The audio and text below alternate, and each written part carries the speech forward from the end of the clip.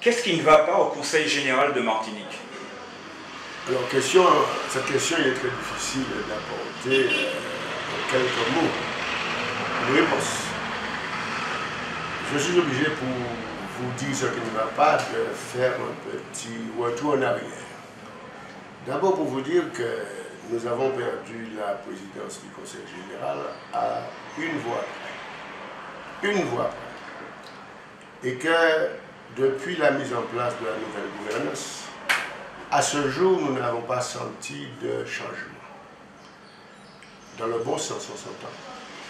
Pourquoi? Parce que nous avons mis en place une certaine politique qui allait dans le sens des plus démunis, des personnes les plus pauvres, des personnes handicapées, des personnes âgées. C'est d'ailleurs la compétence du Conseil général. Et au niveau budget, nous faisions un effort considérable pour satisfaire les besoins de ces personnes-là. Aujourd'hui, qu'est-ce qu'on constate? On constate qu'il y a un recul dans la mesure où les prestations que nous accordions aux gens ont été pratiquement toutes, revues à la baisse. Au niveau de la part, au niveau, n'est-ce pas, des handicapés, la maison départementale pour la personne handicapée qui est financée en partie par le Conseil général ne marche pas très bien. Les dossiers, eh bien, traînent en longueur parce qu'il faut pas moins de 7 mois pour pouvoir aboutir un dossier. Au niveau également de l'aide sociale, il y a aussi un problème, puisque vous n'êtes pas sans savoir que nous sommes dans une situation de précarité aujourd'hui à la Martinique. La crise, n'est-ce pas, atteint le rivage. Et le chômage va en augmentant. Et beaucoup de jeunes, beaucoup de personnes âgées, beaucoup de mères de famille viennent frapper régulièrement à la porte du Conseil général. Bien sûr, quand nous étions au pouvoir, nous avions prévu un budget pour aider ces personnes-là dans des situations urgentes. Par exemple, je prends un cas tout simple, on avait des familles qui venaient frapper, n'est-ce pas, à la porte de la sécurité sociale pour dire qu'elles avaient du mal à boucler les fins de mois. Et nous avions prévu un petit budget pour aider de manière ponctuelle ces personnes-là. Aujourd'hui, d'après ce que je constate, ce budget a diminué considérablement et le Conseil général est surtout devenu l'annexe de la ville de Fort-de-France. Parce qu'en général, ce sont toutes les personnes qui se voient refuser une aide au CCAS de Fort-de-France qui basculent sur le Conseil général. C'est pour vous dire qu'au niveau social, je suis personnellement, et nous, membres du ADM, nous sommes particulièrement inquiets de la mesure où nous nous rendons compte que la précarité gagne du terrain, dans la mesure où nous nous rendons compte que cette collectivité, dont c'est la compétence première, ne remplit pas tout à fait ses obligations vis-à-vis de la population. Nous pensons que la nouvelle gouvernance aurait pu mieux faire, puisqu'elle avait promis de mieux faire, et aujourd'hui on voit que rien n'avance. Voilà un petit peu, grosso modo, vivement tracé la situation dans laquelle se trouve la collectivité sur le plan social. J'ai l'occasion de... Alors, j'ai la question quand même à vous poser, c'est comment définissez-vous la politique sociale du Conseil général menée par sa présidente Josette Manin? Alors, je n'ai pas qualifié cette politique, je constate simplement. Un seul exemple. Vous n'êtes pas sans savoir que nous avons beaucoup de jeunes en difficulté. Des jeunes pour lesquels l'avenir est plutôt sombre. Nous avions lancé des chantiers d'insertion avec un budget considérable pour donner un premier emploi à ces jeunes-là ou pour essayer de les insérer par l'activité économique. Aujourd'hui, et pas plus tard que la semaine dernière, nous constatons que le budget insertion a baissé de 25%. Et j'ai personnellement, lors de la dernière CP, demandé au président, puisque c'est le premier vice-président qui présidait à l'absence de la présidente, de faire un petit effort. Parce qu'on aurait pu, en raclant les fonds de tiroir, en redéfinissant un certain nombre de priorités, donner la priorité à nos jeunes qui sont sans emploi. C'est-à-dire que là, il y a un manque évident de volonté politique d'aider ces jeunes et de les sortir de la rue. Nous, au RDM, avec notre liste, nous pensons que si nous voulons maintenir la paix sociale, si nous voulons donner une espérance, un espoir à nos jeunes, si nous voulons les aider à préparer l'avenir, nous devons penser aux plus démunis, à ceux qui n'ont pas de formation, à ceux qui n'ont pas les moyens d'aller en France, à ceux qui n'ont pas les moyens d'aller à l'étranger chercher un travail. Ils veulent rester ici, eh bien nous devons, en tant qu'élus, prendre des dispositions pour leur mettre le pied à l'étrier, autrement dit, en essayant de leur donner une activité par le chantier de l'insertion. C'est un petit peu cette politique-là que nous avions mis en place et qui marchait très bien, et qui malheureusement recule aujourd'hui, et c'est peut-être l'une des raisons pour lesquelles nous avons encore un nombre de jeunes croissants dans les rues. On a du mal à définir le socle du RDM. Pourriez-vous nous le définir? C'est une excellente question. Une excellente question dans la mesure où aujourd'hui, vous savez, nous sommes en train de restructurer le Rassemblement démocratique pour la Martinique. C'est-à-dire un Rassemblement démocratique pour la Martinique. S'il faut définir, on va d'abord dire que c'est un parti de gauche, la gauche, à base socialiste, à base démocratique. Seulement, nous ne sommes pas embrigadés dans une idéologie, fermés dans une idéologie. Nous sommes ouverts à tous les hommes et à toutes les femmes de bonne volonté qui veulent participer à l'activité politique de ce pays. Naturellement, nous sommes tous des enfants de Césaire. Nous sommes tous des enfants de Césaire. Personnellement, Césaire m'a montré la voie. Au point de vue identité, je sais aujourd'hui qui je suis grâce au travail politique fait par Césaire. Eh bien, nous aimerions, comme d'autres, nous ne sommes pas les seuls, qu'ils soient de gauche ou de droite, nous aimerions poursuivre ce travail-là, parce que nous sommes aussi, et ça aussi il faut le dire, nous pensons qu'au moment où nous parlons, nous avons suffisamment de capacité en termes de savoir, en termes de savoir-faire, pour participer de manière plus intense aux destinées de notre pays. Nous sommes un parti autonomiste, comme d'autres.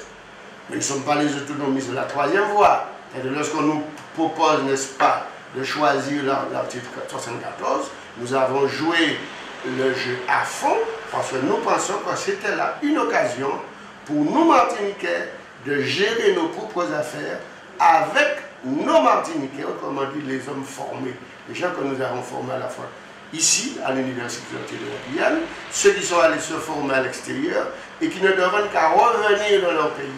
Donc le RDM, c'est un parti de rassemblement. On rassemble les hommes de tout courant politique, pourvu que ces personnes épousent nos thèses.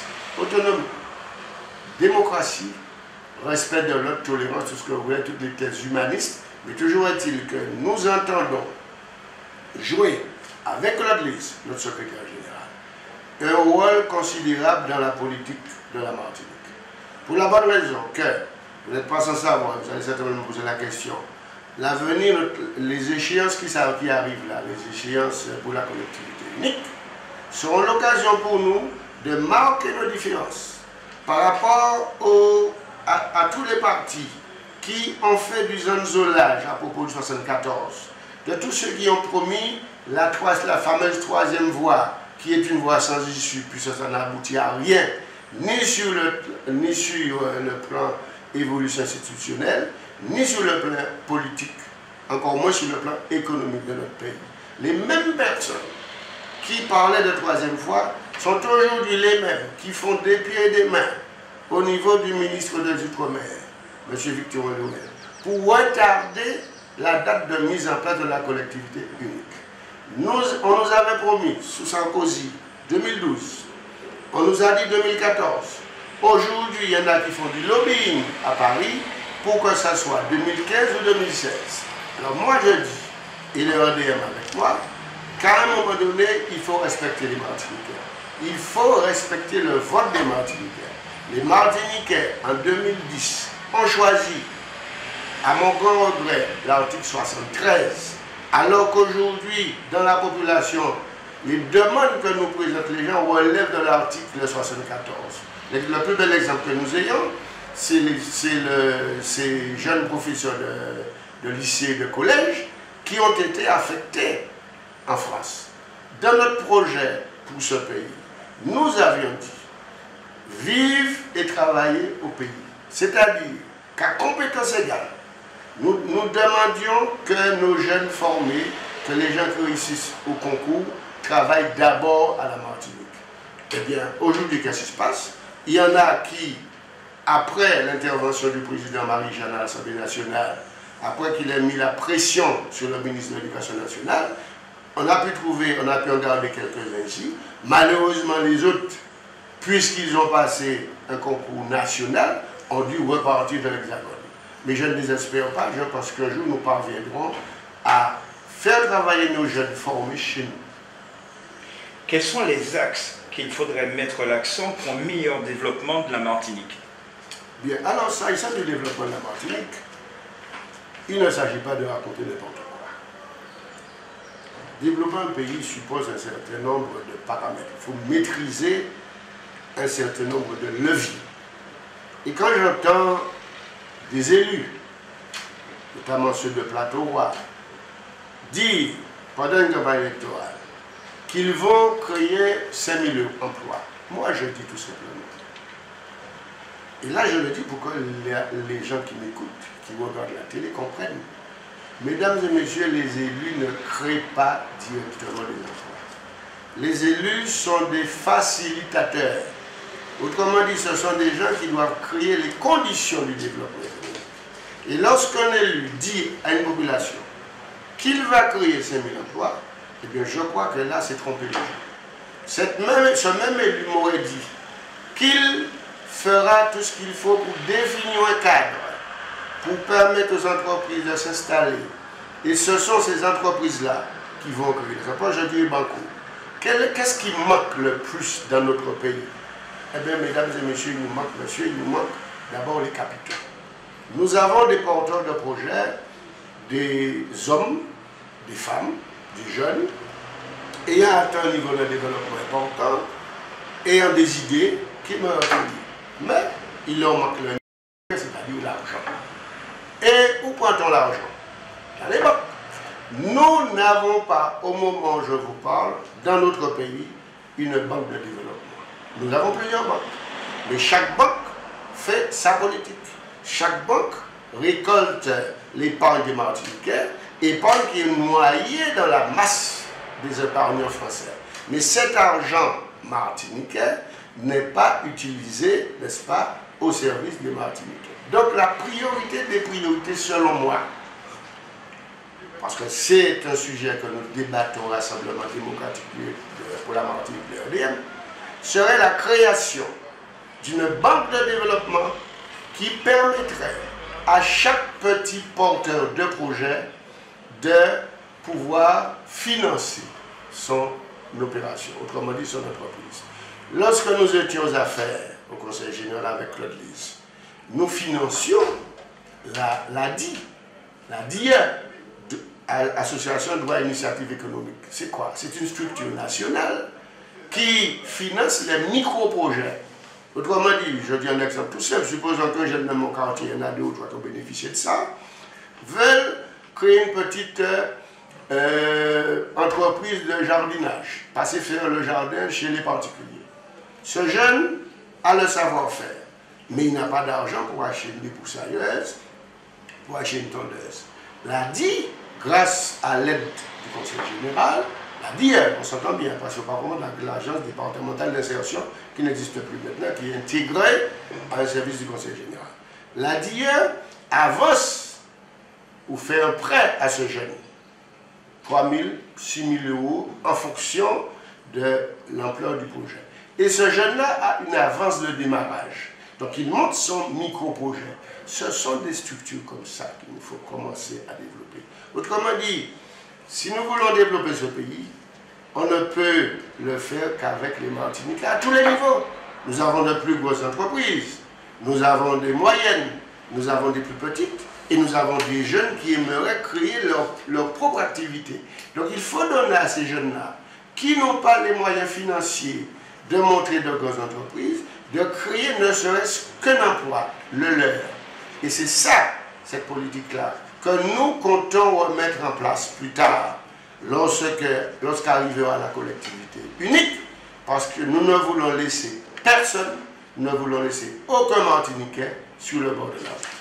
Naturellement, vous me donnez l'occasion de parler aussi du tourisme, puisque vous n'êtes pas sans savoir l'effort considérable qui a été fait sous la présidence de Claude Lise au niveau du tourisme, ne serait-ce que par le biais de la Fédération martiniquaise des offices de tourisme, ne serait-ce que par les offices de tourisme, ne serait-ce que la fusion, n'est-ce pas, AEDTM, ODTM, avec le président Marie-Jeanne, nous avons créé une seule structure qui s'appelle le Comité martiniquais du tourisme. Parce que les gens oublient.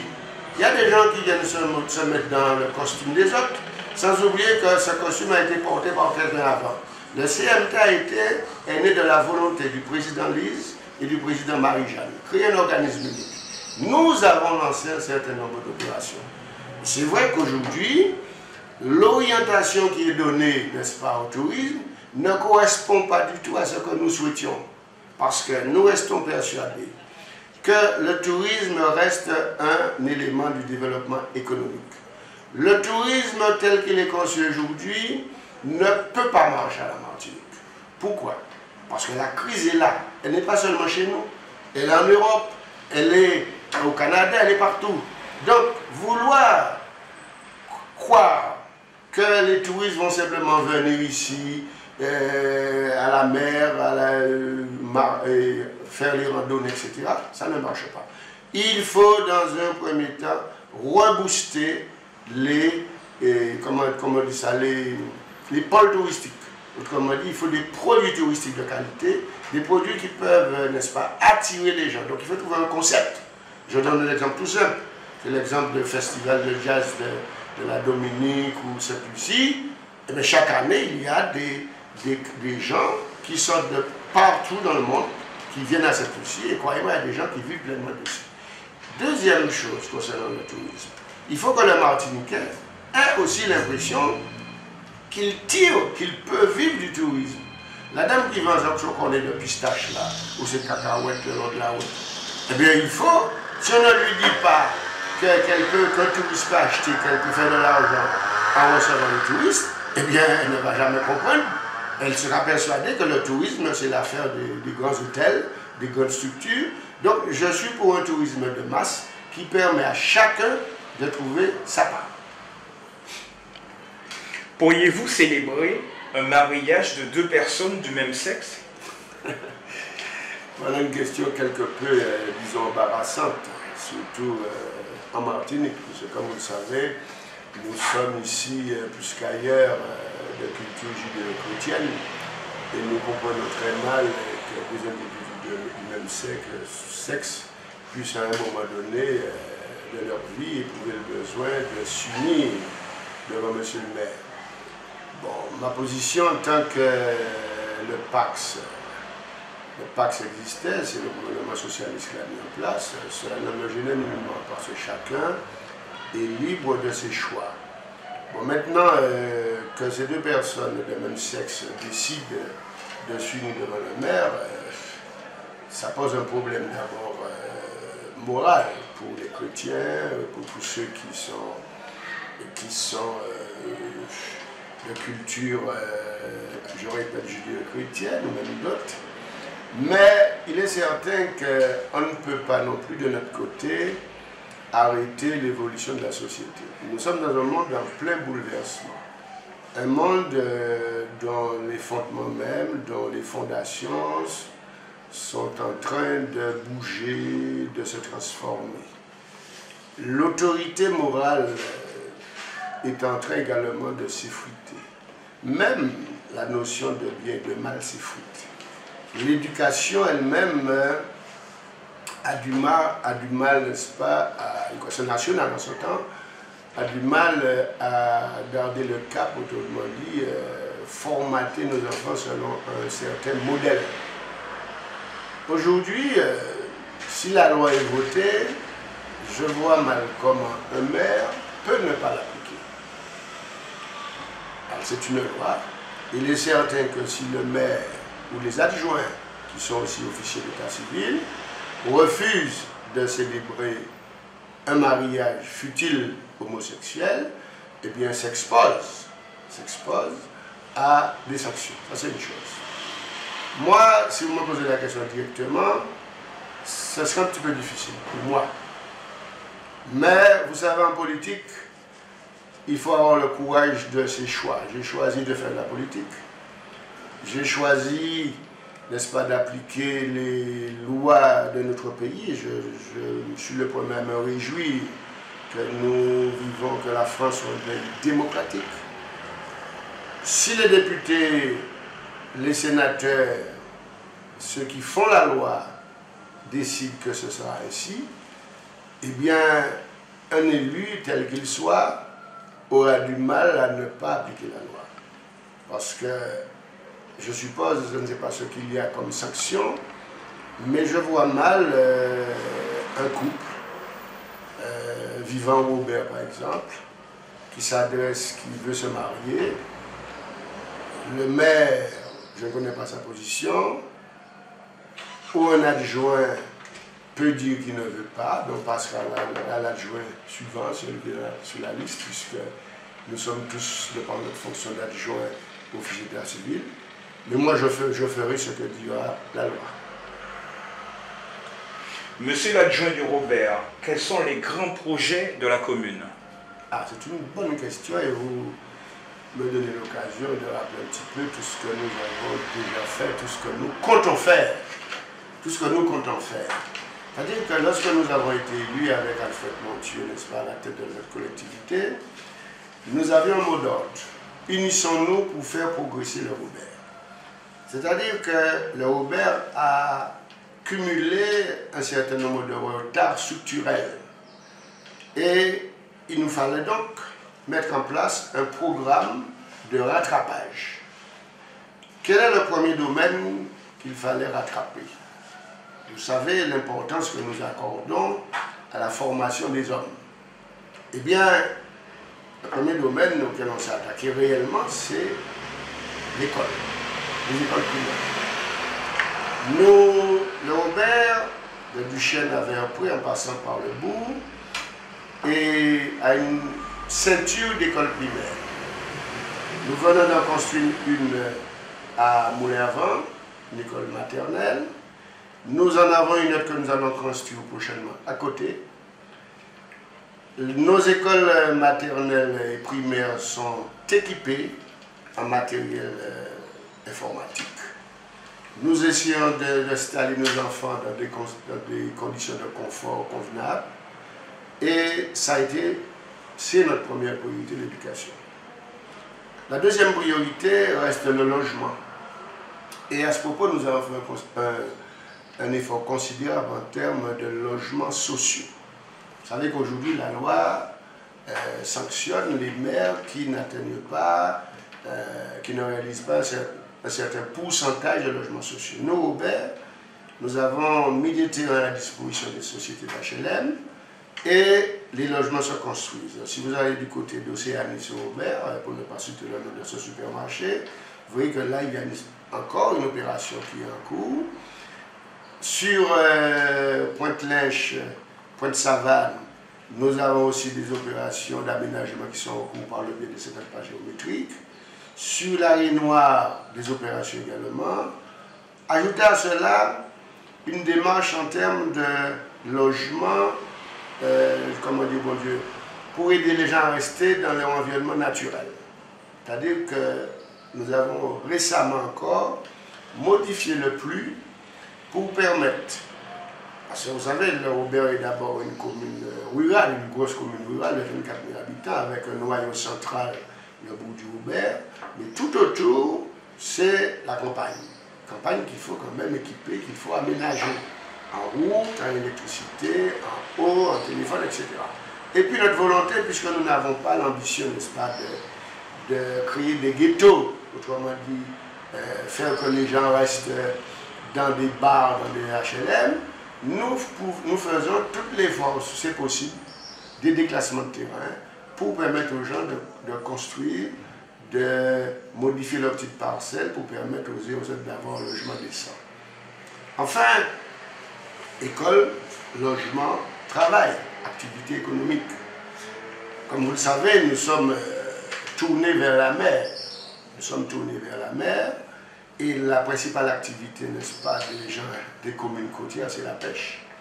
Là aussi, nous avons l'apportement départemental qu'on appelle le quai du Robert, où de gros bateaux, n'est-ce pas, viennent accoster avec du poisson, des bateaux qui vont pêcher à l'extérieur. Mais nous avons aussi des petites entreprises artisanales qui pêchent. Nous avons des pêcheurs locaux qui pêchent. Et on vient, n'est-ce pas, d'installer un marché aux poissons bien équipé, n'est-ce pas, pour ces.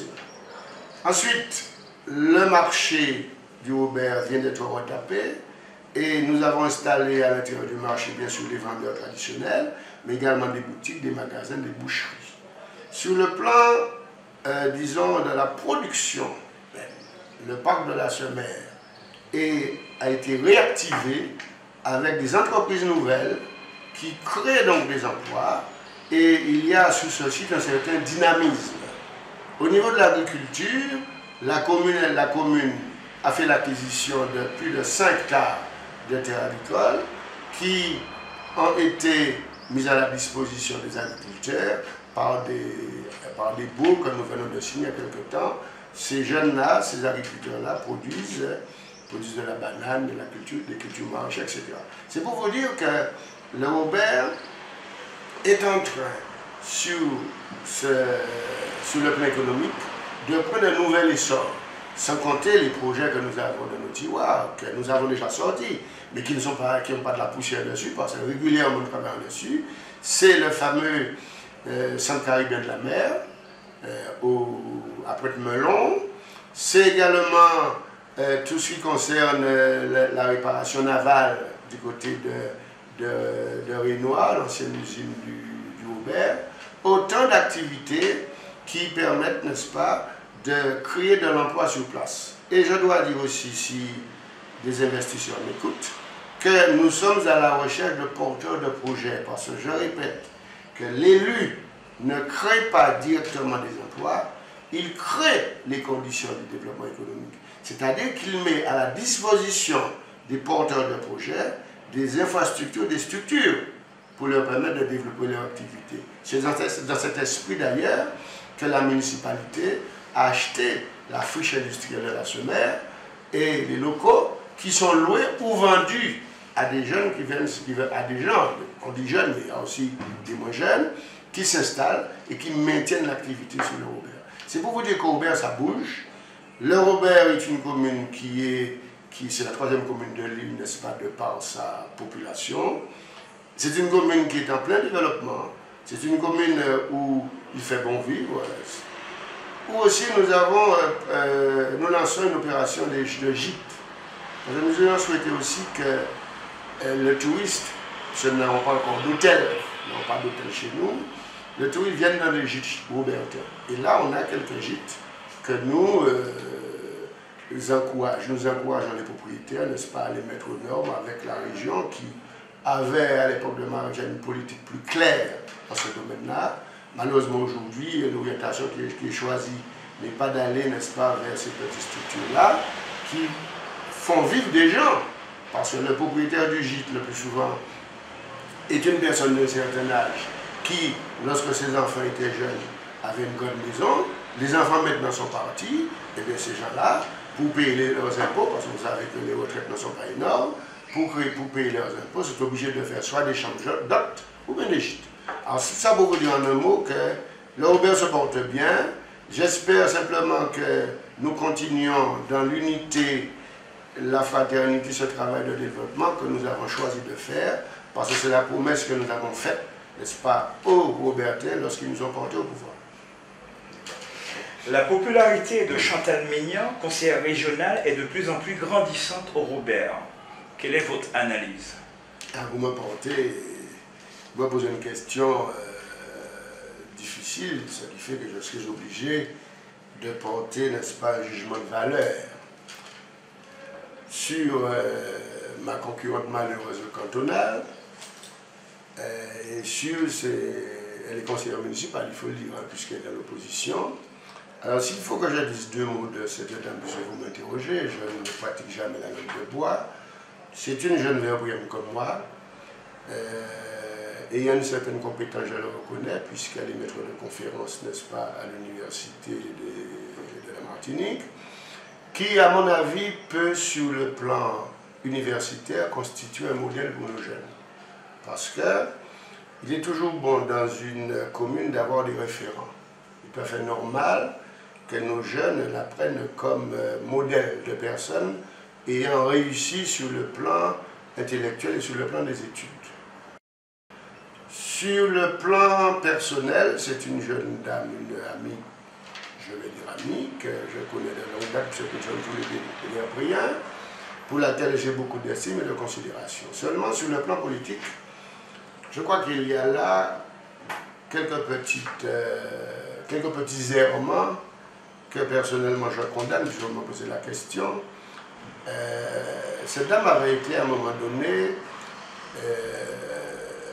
la porteuse d'espérance de la droite. Parce que la droite, comme vous le savez, est moribonde et en train de chercher ses marques. À un moment donné, quand elle s'est présentée aux législatives sur la circonscription Lamentin-Fort-de-France, elle a créé la surprise pour une première fois en faisant plus de 1000 et quelques voix. On voyait en elle quelqu'un qui pourrait dynamiser la droite, puisqu'à l'époque, Xavier Bertrand l'a beaucoup aidé, etc. Bien, malheureusement, dans la vie, là où pour ça nager, il ne faut pas me demander pour nager. Elle est allée un petit peu trop vite à mon avis, en créant son fameux parti régionaliste martiniquais, et en s'en séparant, n'est-ce pas, de la droite, en s'écartant de la droite, pour se rapprocher, n'est-ce pas, des gens de la nouvelle gouvernance à Plateau-Roi. À mon avis, c'est une erreur monumentale, parce que quand on est une femme ou un homme politique de conviction, il faut savoir rester dans son camp et défendre ses idées, et non pas aller à la soupe ailleurs. La preuve, c'est que ces résultats électoraux en ont pris un coup. Au résultat, elle a été au cantonal en 2010, je vous donne l'info. Elle avait fait contre moi, sur ce canton-là, 1900 voix à peu près. Bon, je n'ai pas le chiffre exact en tête. 1900 voix. Sur un canton. Autrement dit, de Pointe-Savane jusqu'à Verpré, en passant par Cité-la-Croix, Mansarde, Moulin-avec, etc., l'Estrade Lazare, montant ce coup-là. Toute la partie gauche, n'est-ce pas, de la nationale, plus l'autre partie. Le pôle marin, comme je dis, la partie côtière. 2 ans plus tard, aux législatives, élection uninominale, elle fait 1452 voix sur les 2 cantons, donc sur toute la commune. Une logique toute simple. C'est là que les gens se trompent dans leur lecture politique. Parce que lorsqu'on est dans une élection, moi je suis candidat, je suis conseiller général depuis 1998, je ne veux pas trop m'envoyer des fleurs, il y a des gens qui m'aiment, des gens qui ne m'aiment pas. Heureusement pour moi, il y en a plus qui m'aiment que de gens qui ne m'aiment pas, puisque je suis constamment réélu depuis 1998. Ce qui veut dire que j'ai su, par mon travail, par mon sérieux, par ma rigueur, par mon dynamisme, inspirer une certaine confiance à mes électeurs. C'est-à-dire qu'ils me renouvellent leur truc. Je les en remercie. Et j'essaie de rester, n'est-ce pas, à la hauteur, même si aujourd'hui, la conjoncture n'est plus la même. Nous ne sommes plus, monsieur le maire et moi-même, puisqu'il est le conseiller général du canton 1, dans la même majorité au conseil général. Mais, heureusement, nous trouvons des hommes intelligents au conseil général qui font avancer nos dossiers. Normalement, je ne peux pas dire qu'il y a un blocage de la part de la nouvelle majorité de nos dossiers ouverts, de nos dossiers du Robert, mais par contre, pour revenir à ma collègue conseillère municipale, l'opinion martiniquaise est très mal informée de ce qui se passe sur le terrain. Parce que lorsqu'on fait une analyse fine, n'est-ce pas, de ces résultats, on se rend compte qu'elle est sortie en tête de liste Robert. La première, face à Marie-Jeanne et à Moscou. D'accord, elle a fait 1452. Mais ça ne veut pas dire, que la commune soit menacée par elle. Puisqu'elle a reculé considérablement. Elle est passée de 1900 sur un canton à 1452 sur 2 cantons. Ça, c'est, à mon avis, c'est une lecture. Et les chiffres, comme vous le savez, ne trompent pas, les chiffres sont clairs. Donc, à l'extérieur, parce que là, un réseau de communication, un réseau d'amis, de journalistes amis, qui font mousser un petit peu la chose, mais sur le terrain, je ne pense pas qu'elle soit dans l'immédiat quelqu'un capable, n'est-ce pas, de gêner le maire qui est en place. Bien que, il faut le dire à son actif. Je fais de la politique, je fais de la réelle politique, je ne raconte pas d'histoire aux gens. Au conseil municipal, elle participe, n'est-ce pas, au débat, pleinement au débat.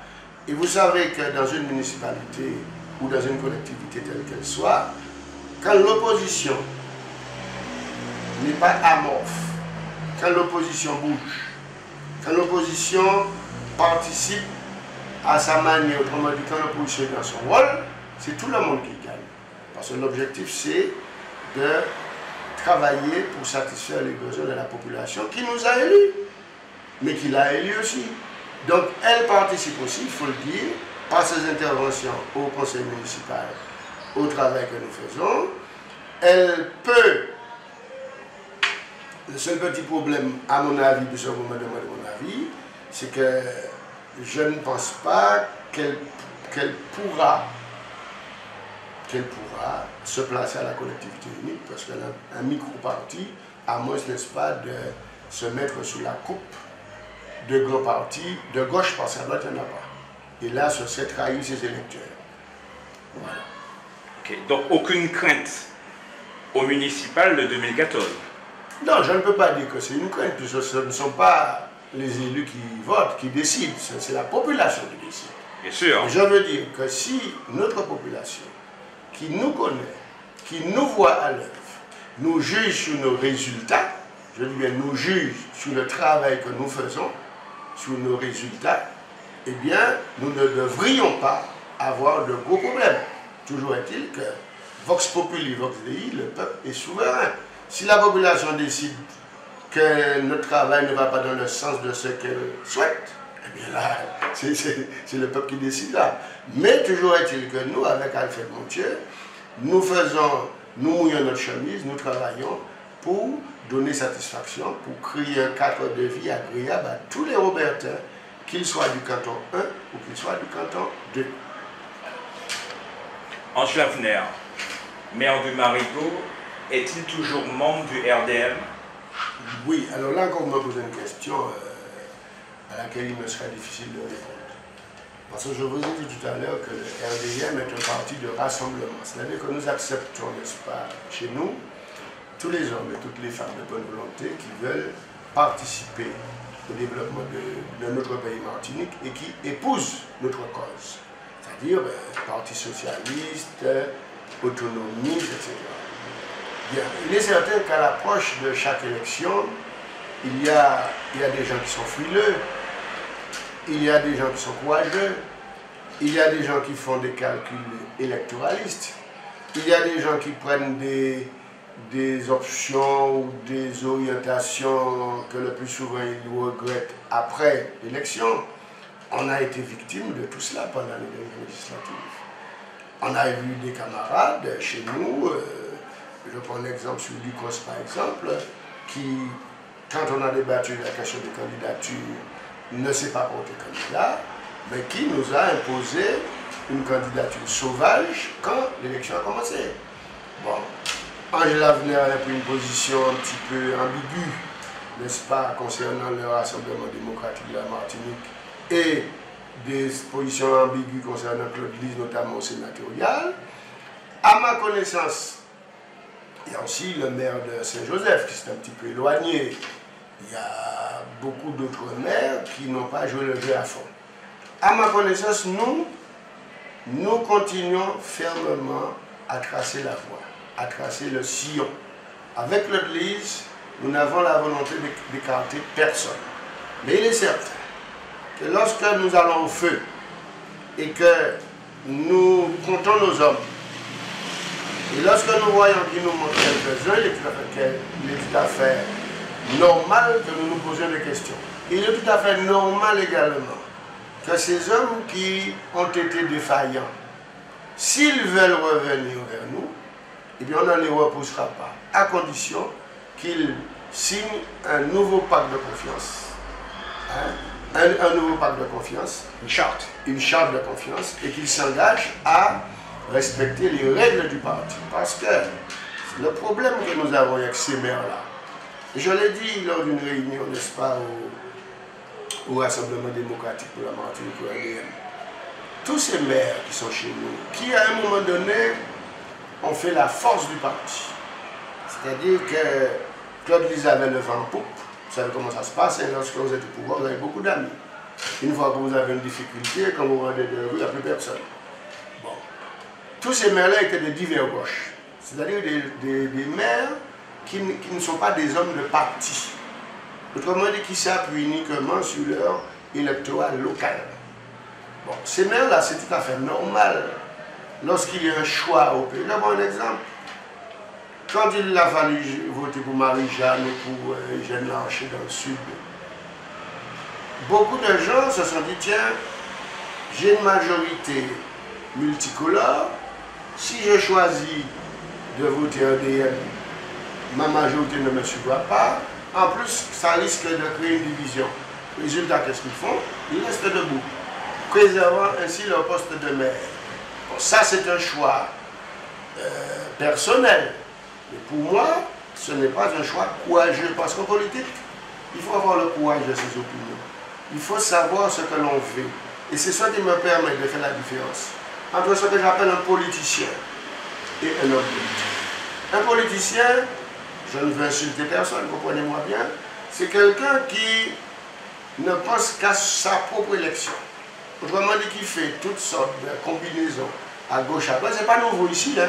Ça se passe en France, hein. Ça s'est vu dernièrement lors des dernières présidentielles. M. Sarkozy a fait entrer, n'est-ce pas, plein d'hommes de gauche, soi-disant pour l'ouverture. Mais c'est une manière aussi de ménager le chou et la chèvre. Le politicien est fort dans ce type d'exercice. Il reste au pouvoir. Mais l'homme politique, c'est celui qui a un idéal. C'est celui qui a un rêve.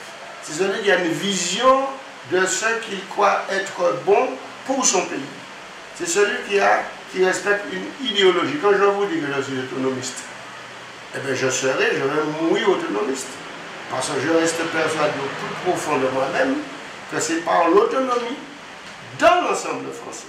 Je n'ai pas dit l'indépendance.